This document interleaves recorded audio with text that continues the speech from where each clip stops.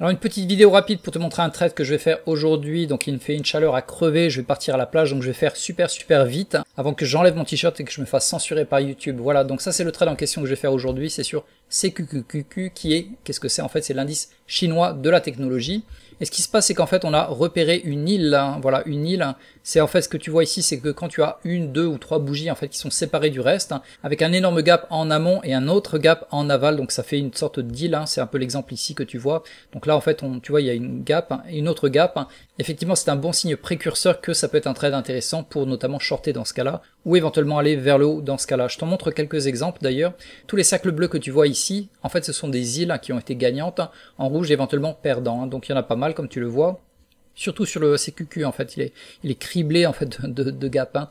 Je vais t'expliquer également le risque de ratio récompense que l'on peut avoir, notamment si on va long, en fait, ici par exemple, donc ça c'est à l'heure du pré-marché, en fait, on est au même prix que la fermeture de la veille.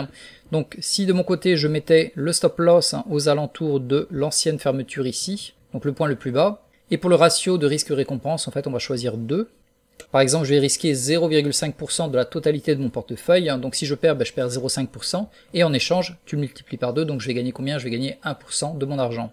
Également, comme tu le vois, en fait, on avait une sorte de droite de tendance que l'on avait touché ici, et finalement on l'a réajusté à peu près ici, donc ça correspond à peu près, grosso modo, à l'endroit où je voudrais vendre si j'achète aujourd'hui et que je veux vendre avec profit ici. Donc voilà, ça c'est ce qu'on appelle les îles, c'est vachement intéressant à trader, d'ailleurs j'avais fait toute une vidéo que tu peux retrouver ici en haut à droite, qui va te montrer en détail comment le trader. Donc voilà, c'est vraiment la petite vidéo très courte pour te montrer un exemple de trade réel que je te recommande absolument pas de faire. C'est simplement une sorte d'étude de cas pour te montrer, en fait, abonder dans le sens de qu'est-ce qu'une île, comment le trader. Donc si ce genre d'analyse technique sur les graphiques te plaît, n'hésite pas à cliquer sur j'aime.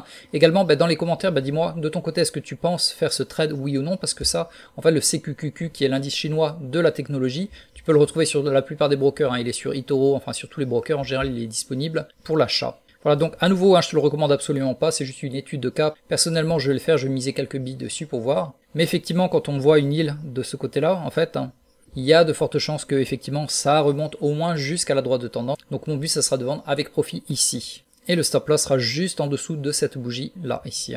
Donc voilà pour cette vidéo également, je t'ai mis tout à droite la vidéo complète sur les îles, comment les trader. Donc n'hésite pas à passer 5 minutes, 10 minutes dessus à voir et à analyser comment utiliser cette stratégie gagnante des îles.